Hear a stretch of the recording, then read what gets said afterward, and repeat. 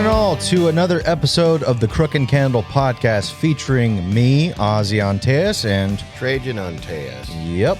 Yeah, buddy, we're back at it with episode 11. And it's going to be a good podcast. We've got some good topics to talk about. But as always, got to do a quick little plug. All our social media stuff is going to be in the link down below in the description or wherever the description is, whether it's on YouTube or wherever podcast platform you're listening to, Spotify, Google Podcast, Apple Podcast, wherever it may be. We have all of our links on bio.link/Crooke and Candle. Crooke has an E at the end, just so people remember, and it's not an ampersand. It's just A&D, all one word. And all of our links to everything is down there. So, as always, to start this off right, how are you doing? How's your week? Good. It's Is it Sunday? Yeah, it's Sunday. Yeah, it's Sunday. We were supposed to do this yesterday, but yeah. I want to make it Saturdays, but sometimes because he'll work on Saturdays and he'll come back and, oh, dude, I'm fucking tired. I can't. Well, actually, I kind of took a step back and I wanted to be more productive. So, I was like, I'm gonna kind of cut back on drinking. Yeah. And I don't feel like I have a big problem with it. Mm-hmm. It's just that because of the last couple years of lockdowns and all this stuff. Yep. I just started having a drink. A lot of it, a lot of self-indulgence. Yeah, I mean, it was like the end of the day. I'd be like, oh, I'm gonna have a glass of wine, and then I'd drink the whole bottle. Yeah. You're a stupid dumbass. Yeah. But I definitely, I realized that I just had this habit with the alcohol, mm-hmm. And it's just because, anyone out there, if you've went through probably the same thing as I have, and there's a lot of anxiety, uncertainty, and you want to just take the edge off. So I've been doing that, but I realized, I'm like, this by having a drink, it helps me to procrastinate about stuff. And, with the new year and everything, I wanted to change things up and be more productive and all that. And so hadn't been really drinking. And then yesterday I got home and I was like, I feel like I want to drink. You want to go to Olaf's? Yeah. And so we went to Olaf's. It was, 4:30, something like that. And yeah, just like I was saying, had some drinks, not much. Yeah. I had some tacos and came home, and then you were like, so you want to do the podcast? I'm like, nah, let's do it tomorrow. But alcohol, it helps me. It doesn't help. It actually hinders me from staying on course. So we indulged yesterday a little bit, and we did. And so that's why we're doing it on Sunday. But other than that, it's been a good week. Yeah. Trying to keep positive, trying to just keep it moving. We've done a lot of talking about upcoming things. We were dying laughing because I've been saying, I'm like, we got to do some creative stuff, since we're doing the YouTube channel as well as the podcast, let's come up with some ideas. And I came up with one on the fly. Yeah, you had some funny ideas. We're not going to spoil it because we want them to be a surprise when we do make them. But yeah, basically we were just talking about doing short little bits on videos. Like they could be 2 minutes, 5 minutes, and it's just make something funny, make something fun, have a good time. Because especially considering the fact that the past 2 years, 2 years have been pretty fucking shit. We need a little bit of levity, and we need to get back to having some fun again and not focusing on the sad stuff, because it feels like the past 2 years, that's all we've been focusing on is the sad shit and the shit that makes us anxious and we just dwelling in a bunch of shit. So to kind of do some stuff on the side to have fun ourselves, as well as just make something that makes you guys laugh or have a good time and be entertained. That's the whole point. And that's why we're doing this. That's why I'm doing the things I'm doing. You're doing the things you're doing. And especially, I've been thinking a lot too about some of the changes I've needed to make as well. Cause I've even talked to you about this like earlier on in the week. In fact, what was it, Wednesday night? Been getting up early. Yeah, I've been getting up early, man. I've been getting up early, and that was a very deliberate change. And actually, the reason I did that was because there was this one guy I used to watch him more frequently.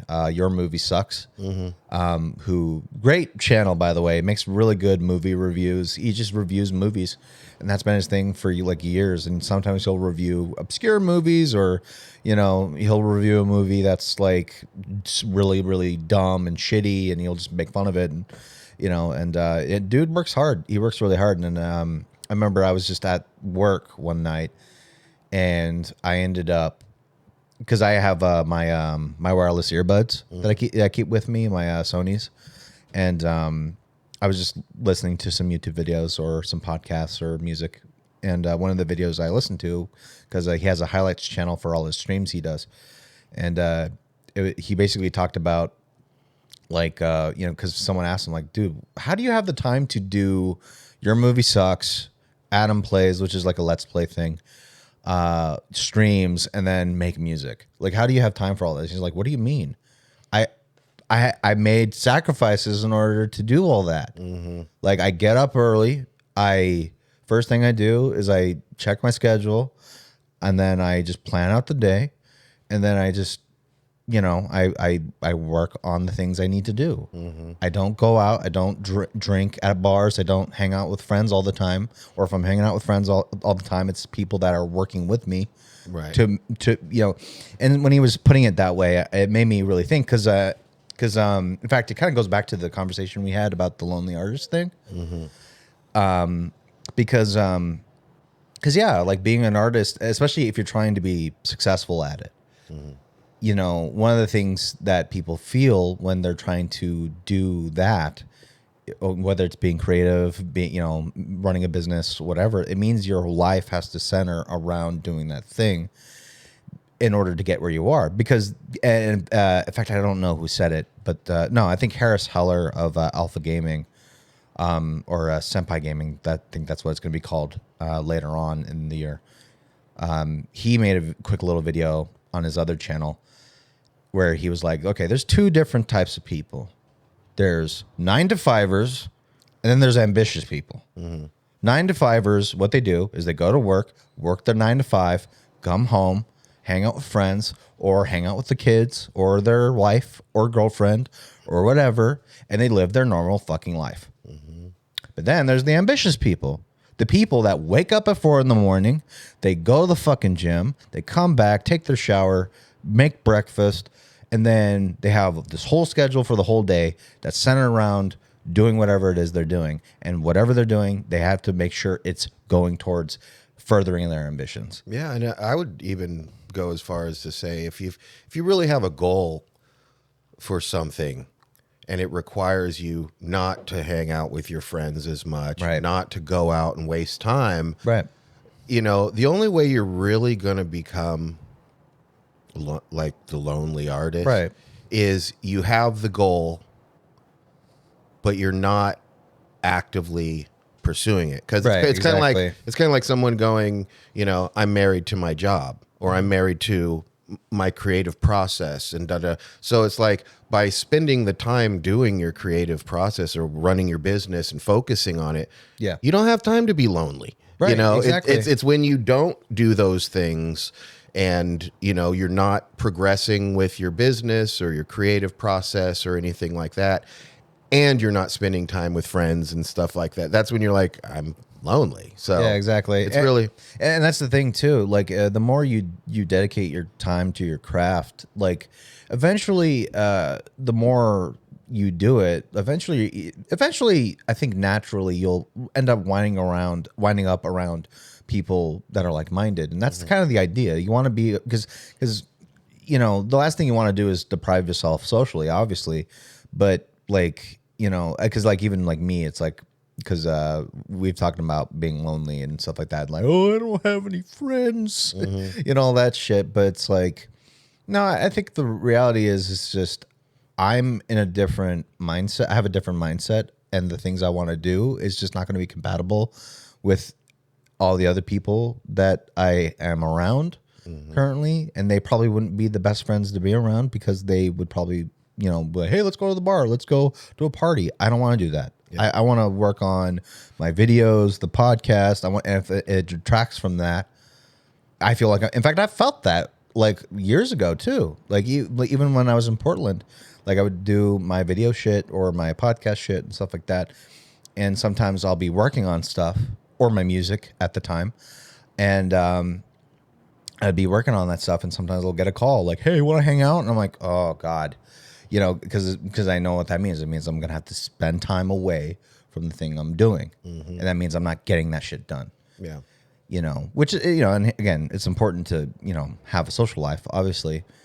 But that's the thing. It's like sometimes you have to sacrifice that time of hanging out with people that might just want to go out and drink to be like, hey, sorry, I'm working on this thing right now, maybe later. And yeah, they may be fucking bummed, so, but it's like really, if anything, it's just I think the thing I'm having to come to terms with, and in fact, that's why that video spoke to me. It's because I think I've been looking at things the wrong way. And because that's the thing. It's like, I do want to be ambitious. I want to make things work. And, I feel I've been kind of like, even like, I've talked to you about this where I'm almost 30, so I'm 29. I'm going to be 30 in August. And I've been having that feeling where it's like, I feel like I haven't gotten anything done.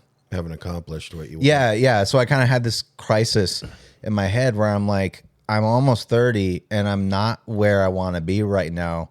I feel like a failure. But I had to really rethink about things and actually rephrase things and actually kind of think about it and go, well, am I really a failure? Yeah, okay, maybe the things that I've been doing haven't really worked out yet.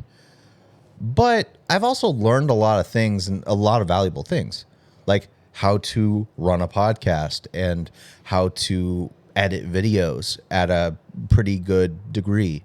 Like I can do things that some people just can't do. You can't edit videos the way I can. So and I know there are people that probably look at my videos and go, how the fuck do you do that? And it's like, well, I just do it because I've been doing it for years. But too, you got to keep in mind, and especially for anyone out there listening, because I think a lot of creative people go through this, and I'm gonna segue into what we're gonna be talking about today. But spending time away from quote unquote a social life in order to focus on what you're trying to do to accomplish what you're trying to accomplish, it's not a forever thing. No. Sometimes it's like, I'm going to spend 6 months or maybe even a year just buckling down and working on this so that this thing I'm trying to do starts working, and then I have the time to go spend with other people here and there, because I'm actually making the thing work. Absolutely. Talking about being a failure, actually the way I was going to segue, you mentioned that was we were going to talk about imposter syndrome. Right. Yeah. Which is a huge topic for creative people. And I would say more so for creative people or entrepreneurs or, people like that than the 9-to-5er. Because the 9-to-5er, they just wake up, go to the job, come home. They're done. They don't have the responsibilities of running a business or trying to, have a creative career begin.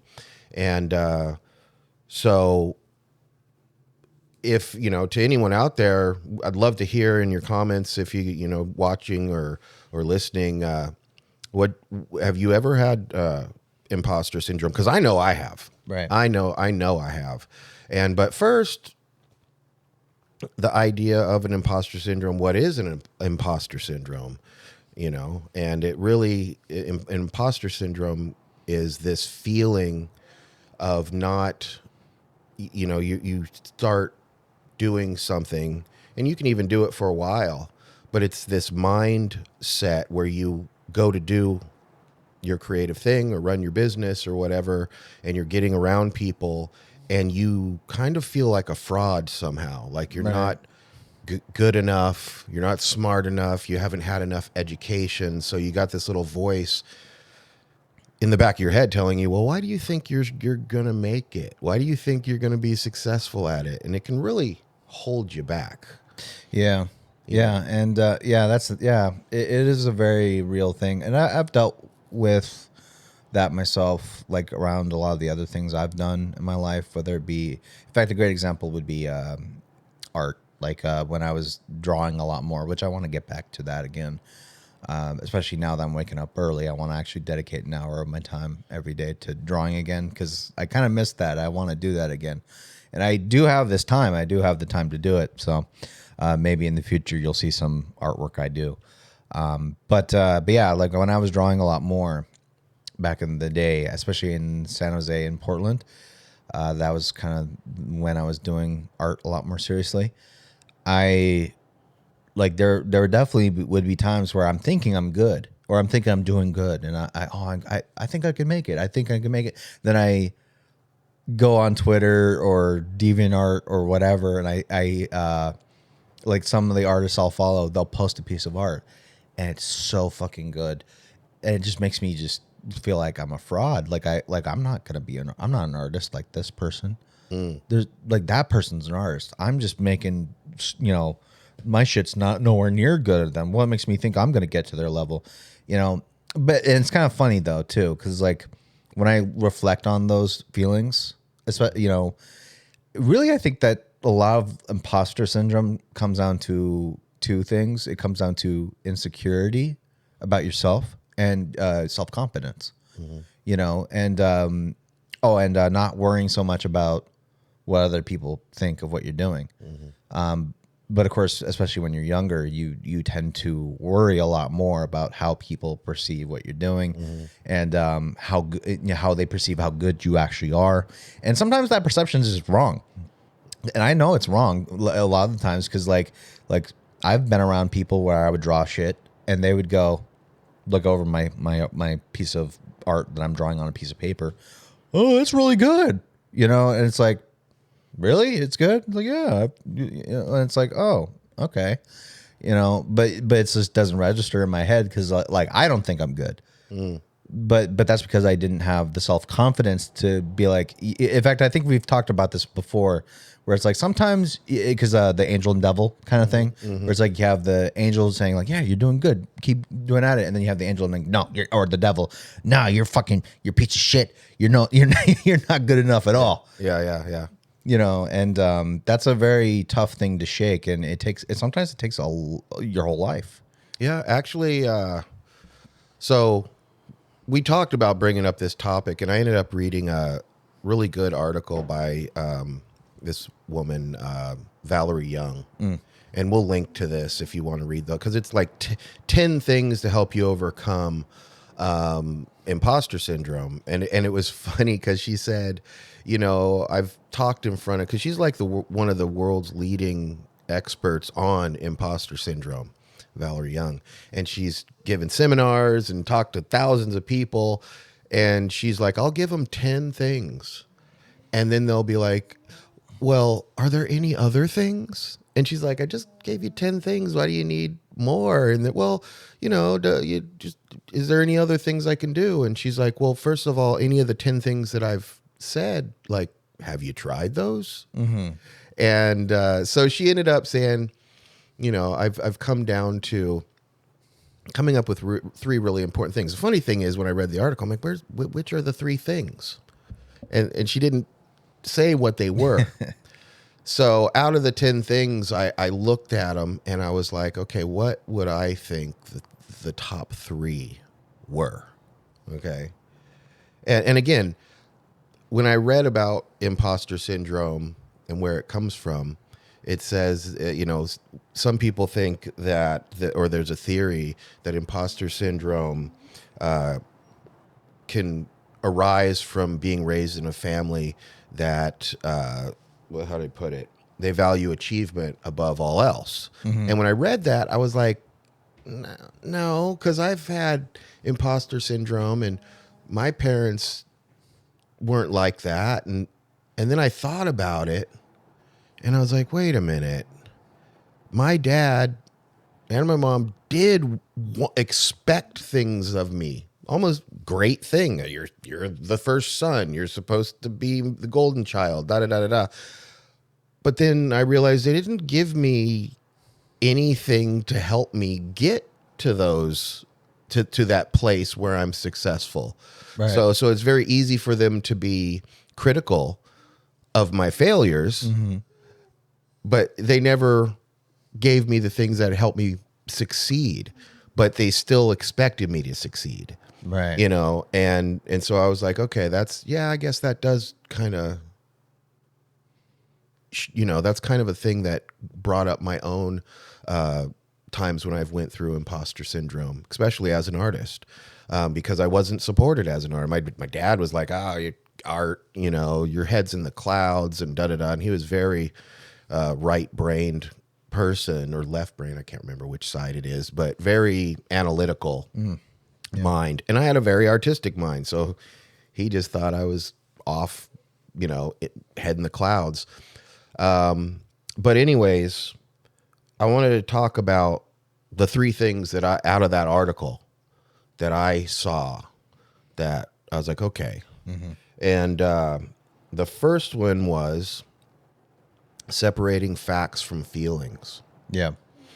And, you know, imposter syndrome, if you've ever experienced it, and I'm going to tell a little story about something that happened not too long ago, but, you know, if you're ruled by your feelings, and every artist, every creative person, every entrepreneur has a certain amount of anxiety because they do want to be successful, you know, and the reality is, as a creative person, an entrepreneur, you're going to fail. Yeah. You're going to fail. And so when you fail, you definitely have feelings around your failure. Yeah.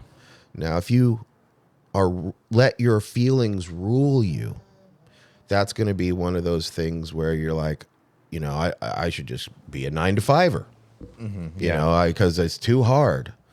Da da da da da. Right. And then the second one was to develop a healthy response to failure. You know, I agree with that. and which is huge because, again, not everyone goes through imposter syndrome, and some people, even if they do, it's just for a very small amount of time. And you know, you have to be able to accept that you're not going to be perfect and you're not going to get everything right, you know. And yes, people might have an opinion about your failure, but when you really reframe it and look at it normally, you know, you can go, well, wait a minute, at least I'm trying to do something.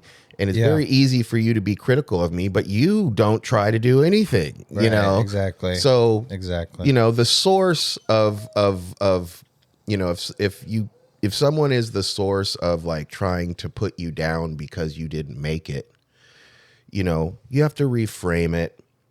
You know, you have to develop a new way of looking at it, because if you don't, all those dissenting voices and unsupportive voices are going to keep you from ever making it. Right. Yeah. And yeah, it's super important to shut that shit out of your life, because and here's the thing. It's like you need to separate the difference between good critique versus constant nagging criticism, because there is a huge difference.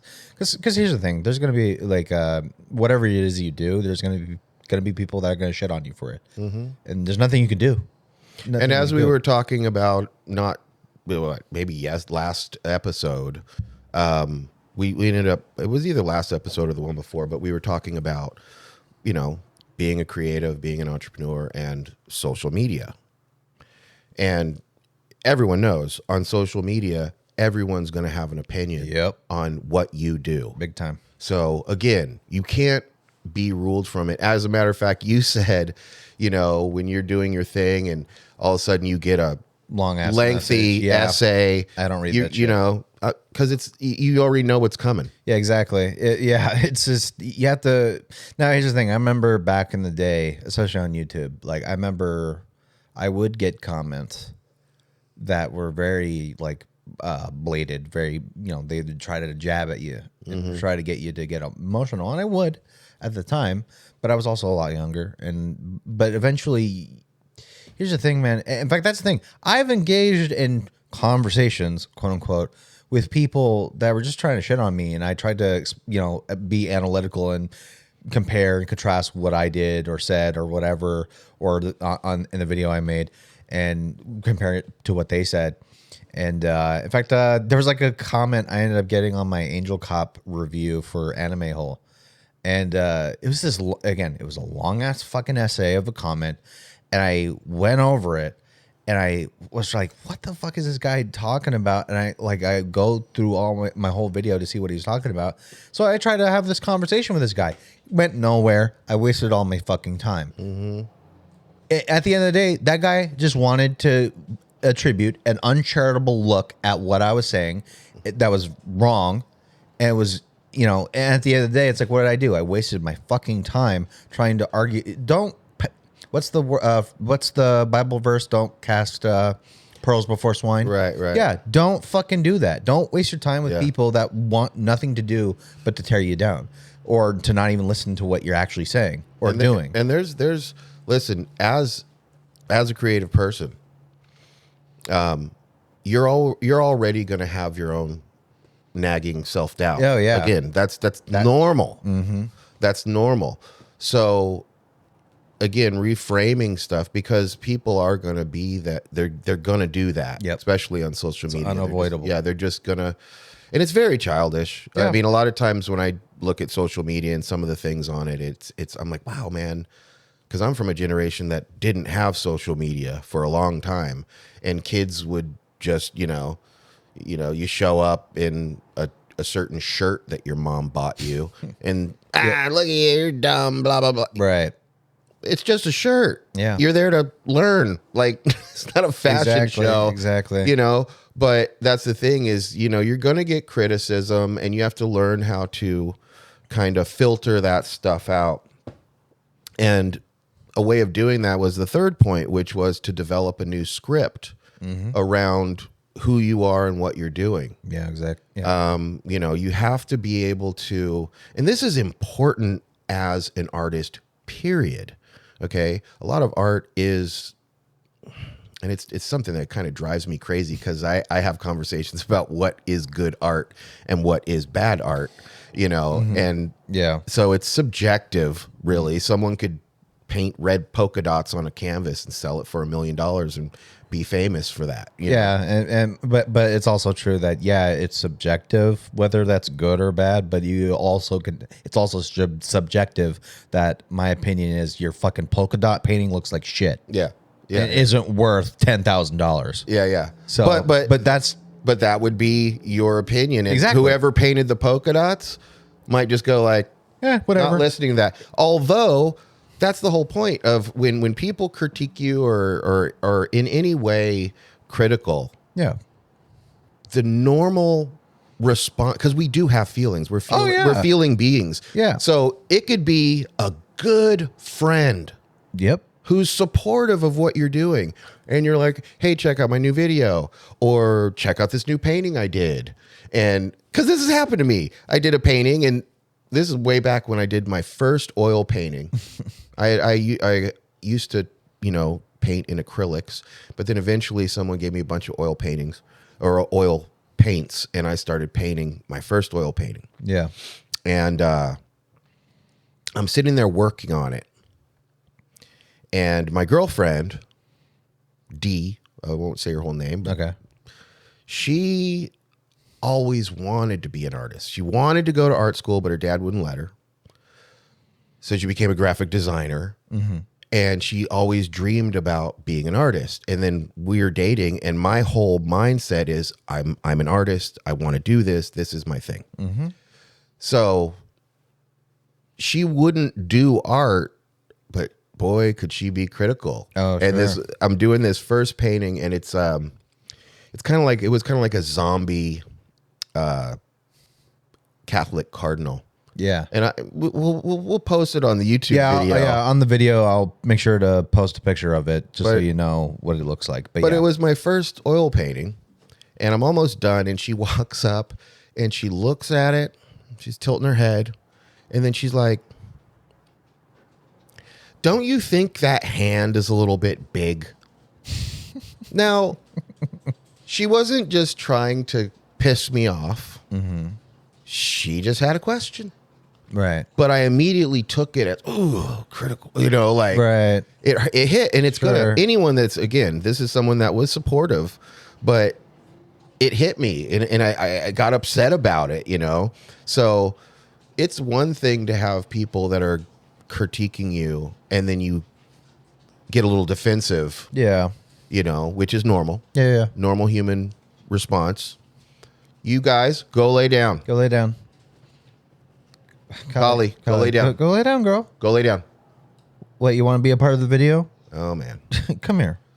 But anyways. Okay, never mind. Yeah, it's so back to what I was talking about, developing a new script. You have to be able to talk to yourself in a way. You're your own biggest supporter. Yeah. Here's the other podcast dog. That's the podcast dog. Yeah. So you have to be able to say, no, this is what I'm doing, and when I have my failures, I'm going to learn from them. Right. You know, I'm going to use the mistakes I make to, because again, if you never made mistakes, so say you want to be a great artist and you start doing art, and in your mind, every painting is perfect. You're not going to really progress. No. I wouldn't think you would, because there's no,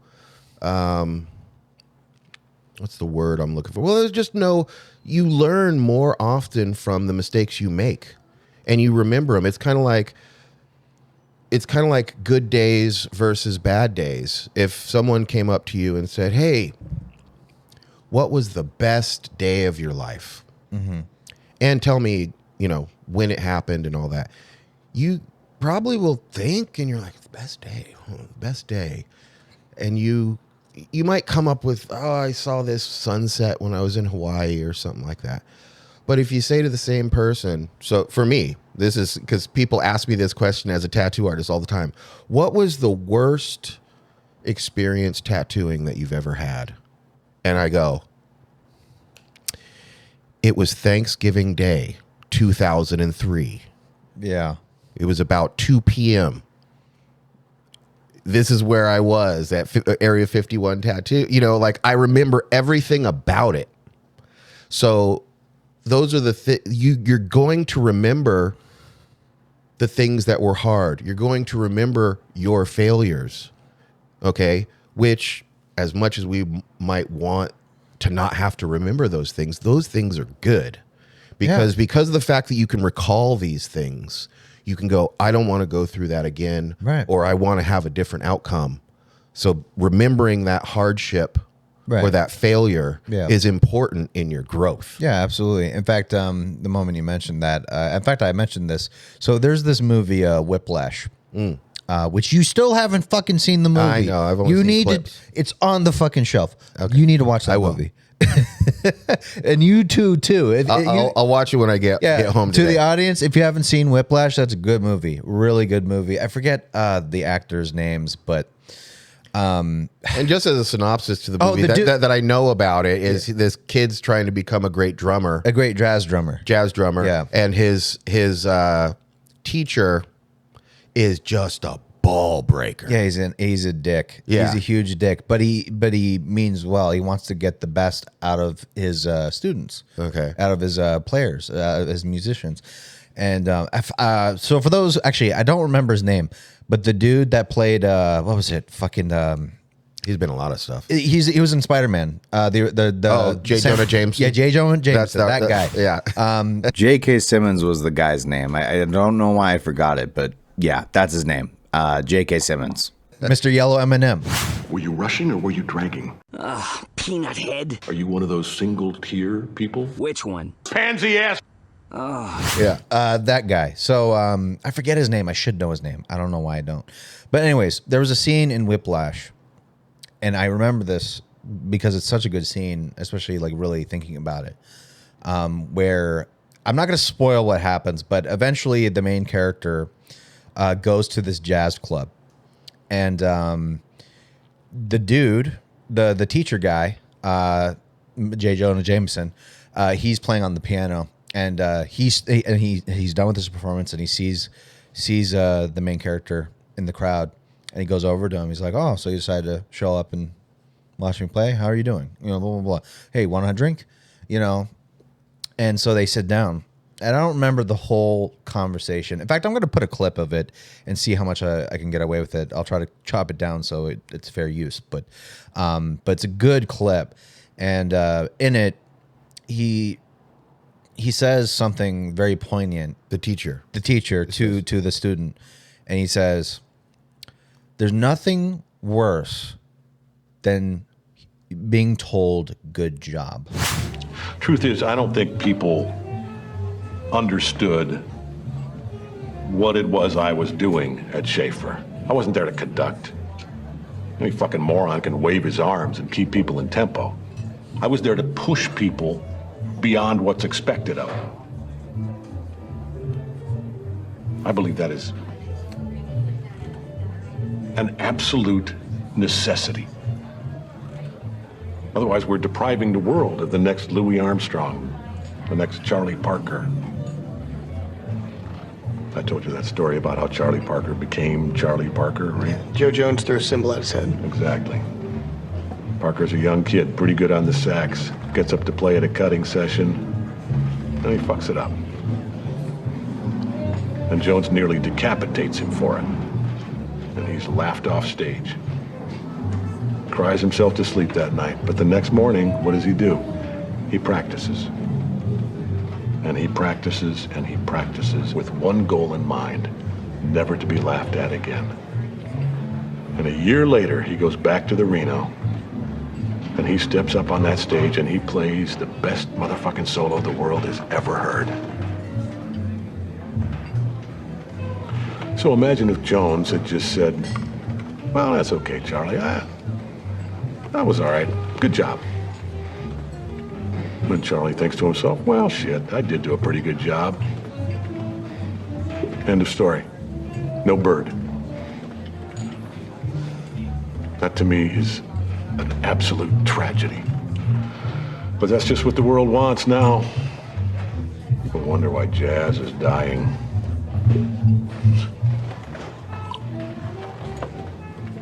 I tell you, man, and every Starbucks jazz album just proves my point, really. There are no two words in the English language more harmful than good job. But is there a line?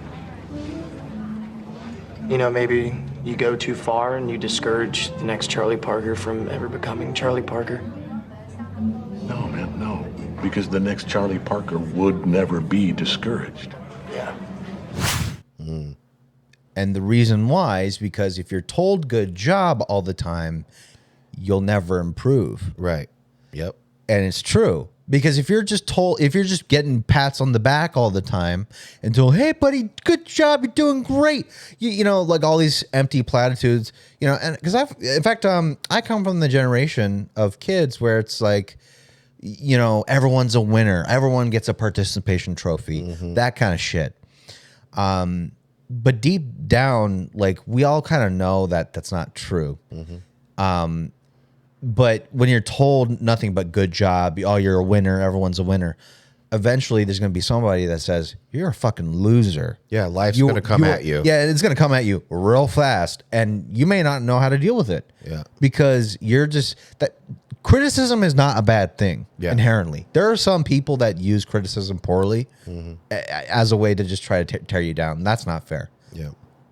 Sometimes it is, sometimes it's not. Or most of the time it's not, I feel. But, you know, the reality is there are going to be people that are going to see what you do and they're going to see flaws in it and they're going to go, "This is not good."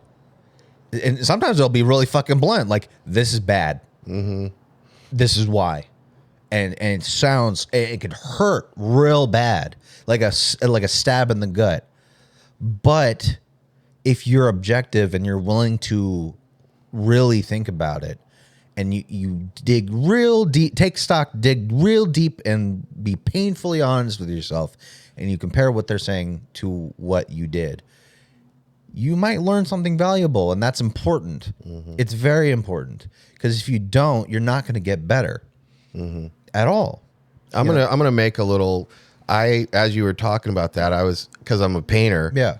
And you're a drummer, so whiplash is big for you. But there was a movie came out some years back called Pollock, and it was about the artist Jackson Pollock. I love that movie. But there is this scene in it. So Jackson Pollock and his wife Lee Krasner move out of New York because he's got a bad drinking problem. Right. And she's like, "You're a great artist." So they move out to. They're still in New York, but when you get outside of the city, it's all, farms and stuff. Yeah. So they get this little house with a barn and everything. He starts working, and he has a good friend that he hangs out with. They'll drink together, but the guy's an art critic. So there's two scenes. One scene is like it's this first time the art critic comes out to visit, and he's looking at it and Jackson's pouring his heart out into these paintings, right?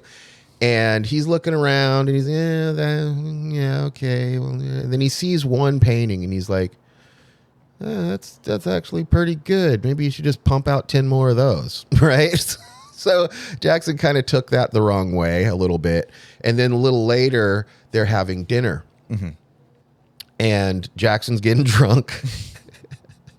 And he says, he starts talking to the critic. I think his name was Clay or something like that. And he's like, "Oh, what do you have to say about, this one painting I did? You're supposed to be supportive of me, and you talk shit." He's like, "I just told you it was, it's too blue," or something like that. So Jackson's like, "Too blue, huh? Too blue." So he goes out of the living room, grabs the painting, and puts it up in front of everyone. It's like, "It's too blue? It's too blue, huh?" And so he gets some paint. And everyone's like, "Oh shit, he's gonna deface this painting." And he takes this just like a tube of paint, and he goes, and he can't do it. he can't destroy this thing, Right. because that guy said it wasn't good enough. Right. And then the critic says, "Well, that's something. You can't destroy your own painting, the things that you love," And so again, coming back to being able to refrain, because if Jackson would have really listened to this, he might have burnt the painting, Right. or just painted it black or something like that. But it's like, you know what? I'm the painter. You're not the painter. Right. I'm the person that people, when I put my art up on gallery walls, they come to see. Yeah. Okay. So I don't care what you think. This painting is as it should be, and again, you have to reframe. And actually the best statement, I'm going to read it. It was, "The only way to stop feeling like an imposter is to stop acting like an imposter." Yep. Which I was like, that nails it right on the head. Yeah. And as a matter of fact, I'm going to give an example. I'm of my own time when I've because it comes and goes sometimes, right? And so yeah, same thing. Not supported, want to be an artist. Turn myself into an artist. But this one thing happened recently where a little bit of my imposter syndrome came into it. Oh yeah. And this is actually a story. This is kind of a two-part story, because I want to talk about when you have clients or people who are buying your work or hiring you or whatever. There's times when you have to be able to say no. And this one situation was this guy came in for a consultation, and he's asking me for this certain tattoo. He wants a half sleeve. He's never been tattooed before. And I'm talking about it, but his attitude towards me, and again, this is in the studio, Northwest Creations Tattoo out of Ballard, and I have paintings on the wall. And he just, I don't know if it was he was unsure of himself, but I was taking it like he was unsure of my abilities. Are you sure you can do this? And I remember saying, I'm like, have you looked at my Instagram? Which, if you want to see my Instagram and see some of my art, it is at Trejen _Jamal, and Trejen is TREJEN _Jamal JAMAL, and you can check out my stuff. But anyways, he kind of had this attitude, and I think a little bit of my ego got involved, and I don't know. It just bothered me. So I said to him, I was like, after I said, have you looked at my Instagram? Have you checked out my paintings? Yes, I can do it. And the guy was still the same. So I did something that I don't do, which is I said, because he was like, I'm going to go to India in a little bit. When I come back, we'll do the tattoo. And I said, okay, well, I will update you with artwork. I don't do that. I do not do that for the most part. And why don't you do that? Couple of reasons. Early on in my career, there's something where people, you call it people who are shopping for tattoos. So they come to you, ask you about a piece of art, you draw up the piece of art, then they come and they look at it, and then they go, and you've told them I'm $120 an hour or $150 an hour, whatever. And they're like, so how much is this going to cost? And you're like, oh, it's going to be about $300 or whatever. And they're like, can I take a picture of it? Sure. And then they're like, well, let me think about it. What do? They go down the street to the next tattoo studio and say, I got this design. How much would it cost to tattoo it on me? And they say $200. And they get tattooed with the design you came up with by someone else. That is what you call a piece of shit. Yes, it's horrible. That is a shitty thing to do. Yeah, it's really bad. Very shitty. So that's the first reason. Now I've had a 20-year career, so I don't really run into that too much. But the second reason is that a lot of people that are clients have an issue around power. They want to have a certain amount of personal power. And so if you start showing them designs, it could be perfect. Yeah. But they want to change it. Right. Because they want to feel that they were somehow involved in the artwork, although they can't draw a stick figure to save their lives.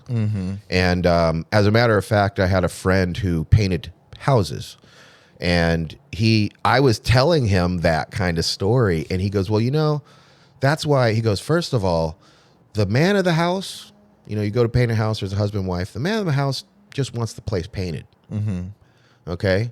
But he goes, but the woman of the house, she wants to feel involved. Right. So he goes, what I'll do is I'll paint the whole house, and then in some nondescript area, right about at her eye level. If she's 6 foot, I paint it. I miss a spot at about 6 feet. If she's 5'5", I miss a spot at about 5'5". And they go around the house, and she finds you missed a spot. Oh, let me get. Oh man, I can't believe that. Let me get right on it. And they paint the spot. Right. And she feels like, see, I saved the day. Right. It's an ego trip. And as a matter of fact, this is my favorite story of all time. I'm not even sure if I've been able to, because I never really super researched it. It was a story I heard about my favorite artist when I was younger, which was Michelangelo. Yeah, I think you told me this story. I was actually thinking about it when you were. And the story goes, he's sculpting the famous sculpture, David. Okay.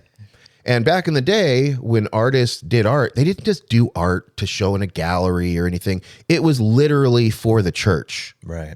Okay. So you're painting the apostles and Jesus and all this stuff, angels and cherubs and stuff. So he's doing David, and he's doing it for this Catholic cardinal. And so, but he wouldn't let him see it. He wouldn't let him see it. He did the same thing as me. No, you can't see it. Can't see it. Smart. So whenever the guy would come to try and see it, he'd quickly cover it with a huge tarp. And like, no, you can't see it yet. When I'm done, you can see it. So finally he's like, it's done. And the cardinal shows up. Michelangelo pulls off the tarp. Yeah. And there stands David in all his glory. Looks like it breathes almost. So it looks so real. Yeah. And the guy isn't happy. And he's walking around it, looking at it from different angles. And this is Italy, so he finally goes, I don't know. What do you think? I think the nose is a little bit big. He's like, don't you think the nose is a little big? Now, again, you have to think that Michelangelo, the statue itself, was supposed to be on top of some chapel. So when you look at it, it seems like some of the proportions are a little weird, but it's because initially you were supposed to look up at it. Right. Okay. So, but it would have been so high up that no one would have cared about the size of the nose. But this cardinal's like, I think the nose, yeah, you got to change the nose. So Michelangelo says, okay, I'll change the nose. And he grabs a chisel and a hammer and a piece of marble and some marble dust and goes up this ladder. But he doesn't actually start chiseling the nose. He just starts clinking the chisel against this piece of marble and then throwing little bits of marble dust down. Okay, and the guy, so he's up on a thing, so the guy's looking up at him. He can't see what he's really doing. Right. And then after a while, he comes back down. He's like, all right, I changed the nose. What do you think? And the guy's like, beautiful, like bonita, and it was just he wanted to have a certain amount of power to it. Yeah, ego trip. So that's the second reason. And just like this, again, this is the reason why I don't do this. As I'm sending because the guy's like, hey, have you come up with the art yet? So finally I start sending him the art. And some of his ideas, I'm like, it's not going to work with the way you want it. You want this guy standing and this and this. And I'm like, he's got to be sitting or on his knees. That's the only way it'll work. And and finally I sent him an email saying, listen, if you can't actually do the artwork yourself, then what you need to do is to, give the artist itself that's the guy that knows what he's doing, because he's the artist. You have to listen to me. Yeah. Okay. Because if I do it your way, it's going to be a bad tattoo. Yeah. So finally he comes back from India. I send him the finalized artwork and he's like, Kali, shut up. And he's like, well, I want the main character to be obscured. And he's doing all this stuff. And he's sending me pictures of things that don't even have anything to do with his tattoo by artists that I can tell just from looking at the tattoo. Yeah. They don't have as much experience. They're not as talented. Mm-hmm. And in the end, he sent me an email saying, and he sent me a couple more pictures of some other artists. And he says, the main character, I expect you to tattoo, or I expect the tattoo for the main character to look like what these artists did. Right. Yeah. And at that point, I was done. Yeah. I remember when you were explaining this shit to me as it was happening. I was like, what? And it was funny because this is a funny thing. He's like, so the main character is supposed to be representative of him. Right. Okay. And I was like, well, why don't we just take a picture of you, problem solved. Yeah, that's the easy thing to do. And he's like, no, I don't want it to be me. I want it to be someone who is a representation of me, but I don't want it to be just some random person. And I'm like, that makes no sense. No sense If at it's all. not you, Then it's it's a going to be a random person. Exactly. It makes no sense. And so he's sitting there kind of arguing it, and then he's going through his own little issues around the meaning of the tattoo and who he was. Yeah. And so he's sending me pictures of the back of people. Right. And at a certain point, he's like, can't we just, because the main character is facing you, so you see him. Right. And then in the reflection at the water, because he's like in water. Yeah. So there's a reflection, and in the reflection in the water with the little, water ripples, there's a wolf. Right. Yeah. And he's like, well, can't we maybe we could just turn the main character around? And I'm like, so you're looking at his back? And he's like, yeah. And I'm like, well, then the reflection would be the ass end of the wolf, not the front of the wolf. Right. Exactly. That's how reflections That's work. how, exactly. I had to kind of explain to him about reflections and stuff. And he just was not, oh, man. And again, when I first started talking to him, little red flags popped up. Right. But just like in any relationship, normally if you go out on a date and someone says something, it's a little bit of a red flag. Mm-hmm. You don't just go, peace, I'm out. Right. You tend to put in some work and time, and then eventually you're like, I don't want to do this anymore. Yeah. And then you look back with hindsight and go, I saw red flags, but I kind of ignored them. Yeah, it takes a series of red flags before you realize, oh, there's something wrong here. Yeah. I need to report. In fact, it was kind of funny. I remember you were reading the emails he was sending you. Yeah. And he was showing you these reference photos of other tattoos of people in similar poses, like the It was like lotus position. lotus position and stuff like that, and they were all shrouded in shadows, or it was like a person with the back or facing you, but it's there's a sun in the background or something like that, so it's just you're seeing a silhouette. Yeah. And and you were explaining what he wanted, which was this idea, a reflection of the wolf in the water and the person above it, and how that made no sense for him to be facing backwards.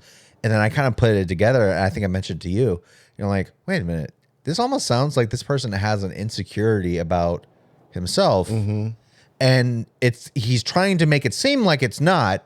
That's because I believe he said the wolf is what represents him as a person, his true self that no one know about. People are underestimating me and stuff like that. Right, but it's wait a minute though, he's saying he wants a tattoo of a guy and a wolf in the reflection of a pond, but he wants the character, the person that's supposed to be him or a representative of him, some random person, shrouded in a silhouette or facing backwards. Yeah. And even the silhouette, I was like, if there's a strong light behind him, right, so that if you're looking at him, it's so bright that you can't see features. Right. You see a silhouette. Yeah. Then the reflection would be in darkness exactly, as well. Exactly. That's how it would work. Yeah. So it was kind of me. I think I put it together in my head that really it just sounds like he's having this insecurity issue that he's not willing to address. Right. But and he's kind of projecting it onto you. Yeah. And I sent an email back and I said, yeah, telling me that you expect me to tattoo like someone else is incredibly patronizing. Yeah. Exactly. What, and I was like, I don't want to, this isn't going to work. But it was one of those things where I looked back at our whole interaction, and there was a little bit of that imposter syndrome because he didn't seem to feel that I could do what needed to be done. So just let her lay there. But yeah, I mean, it happens to us all, but fortunately for me, that a lot of the things are the couple of things that I brought up, and again, there's going to be a link in the description below. Yep. For this article, and if you're experiencing any kind of imposter syndrome yourself, it's a good resource. But really, yeah, it does come down to you have to be able to reframe, things that happen. And if you're feeling like you're a failure or you're never going to make it, and you got to immediately basically identify that, hey, hold on. Right. By me, being in this mindset, that's the thing that's going to keep me from succeeding, not the fact that I didn't do something perfectly. Right. Yeah. And you got to reframe it and be able to, look at your failures and use that as fuel and experience to be able to try again and actually move forward and upward. Right. Yeah. You are your own worst enemy. Yep. At the end of the day. In fact, that's why I kind of opened up with talking about, when we're talking about how our weeks were going, like I made a very serious, a serious point to like wake up early in the morning to have enough time in the day so I can work on the things I'm doing. And you were even talking about not drinking as much, and I'm not doing that, or I'm not drinking as much either. Because I've acknowledged that, that's done more harm than good and made me feel more lazy. And it's like, that's not what I want. I want to be able to be ambitious. But the thing is, it's like, I'm doing that to myself, so really the best thing to do is just to take stock of your failures and then just go, well, to correct that, I just need to do the opposite of that. Yeah. And I mean, the thing is, as a creative, as an entrepreneur, no one's coming to save you. Yeah, you are your own hero, man. You have to, if you fall in that pit, you got to climb out of it yourself. Absolutely. This idea, like, no one's gonna save you, and like, it's just not. It's not gonna work that way. And if you fall in that pit, and you expect someone to come over with a rope, some might do that, but very rarely will anyone do that. And even then, it's because it's like, especially when it comes to like stuff like alcoholism or drug addicts or stuff like that, it's like what really causes people to go sober isn't that people are helping them get sober. It's that they come to the realization, oh, this thing ruined my life. Yeah. And or it's keeping me from living my life more fully. And I don't like that. Yeah. Whereas some people, they will just stay a drug addict or a fucking alcoholic because they don't care. Yeah. And they just want to do that. And that is sad, but you can't save those people. And in the case of yourself, it's like, you can have this pity party and feel bad and all that stuff and feel jealous of other people that are doing well and wondering why you're not doing well. The reality is you have the fucking answer. And you know it. Everyone. Here's the thing. So, I'll hear people like, I don't know what to do. It's like, no, you know what to do. It's just you're not willing to accept it. Yeah. And that's the thing. In fact, because I've talked about, I've talked about my mom. I've talked about my brother, and one of the hardest things I've had to do was separate myself from them. And, and that was not a decision I came to lightly, and I personally, I'm kind of at this point where I don't really want to talk about it that much anymore, but I bring this up to make a point. It's like, for me to move forward in my life and to make choices that are good for me, I had to identify the problems in my life and go, okay, what would make my life better? Well, in the case of these two people that have been in my life, they have not made me happy. So what do? Get them out of my life. Yeah, you have to you have to make hard decisions and and sometimes it doesn't happen overnight. Yeah, and but it's not only just the hard decisions you have to be smart about the decisions you're making. I always kind of think I saw a picture of like there's a person in a hole, like a deep hole. Yep. And you can see the moon up at night, and in the hole is a bunch of rope. Yep. And, a bunch of sticks. Yeah. And in one picture, the person lights the rope and sticks on fire to stay warm. The other picture, the guy figures out, hey, I can use this rope to tie the sticks to each other and build a ladder and get out of the hole. Yep. So that's basically what we're talking about here. Exactly, You got to look at things, yes, the guy's warm, but he's in a hole, and eventually it's all going to be gone and burnt up. Yeah. The question you should ask yourself is, do you want to be comfortable or do you want to be fulfilled? Yeah. You know, wouldn't you rather fucking see the stars and the moon out of the hole? Or go find other people. Yeah, or go that are find not other in a people hole. that are Yeah. not in a hole? Or would you rather stay in the fucking hole with a fire made out of sticks and rope that you could have used to Get out of the climb hole. out of the Yeah. hole? And with that, So we are going to end this podcast today. It's gone a little bit over an hour. Thank you for being with us. I'd love to hear any kind of comments from you guys, the audience. Once again, we are on social media. We got a Twitter, we got an Instagram, Facebook page. We're on YouTube as well. We got the video podcast on YouTube. You can comment down below. We actually make sure to read our comments. In fact, if there's any good comments, we don't want to read them off. In fact, if you have any experiences of your own, we would love to hear them. Like, send us a DM or a comment or whatever. And if it's a good one, or a tweet even, you know, because we would love to feature some of your guys' experiences or perspectives on the topics we talk about. But also make sure to follow us there, because we're doing this podcast all the time. I'm making sure to work extra hard on the social media shit, so that way you get content that's not just the podcast when it releases, and so you know when it's coming and all that stuff. But yeah, but that's about it. That's about it for this podcast. Thank you guys for watching / listening. And we'll see you next week. Yeah, absolutely. All right, take it Peace. easy. Peace.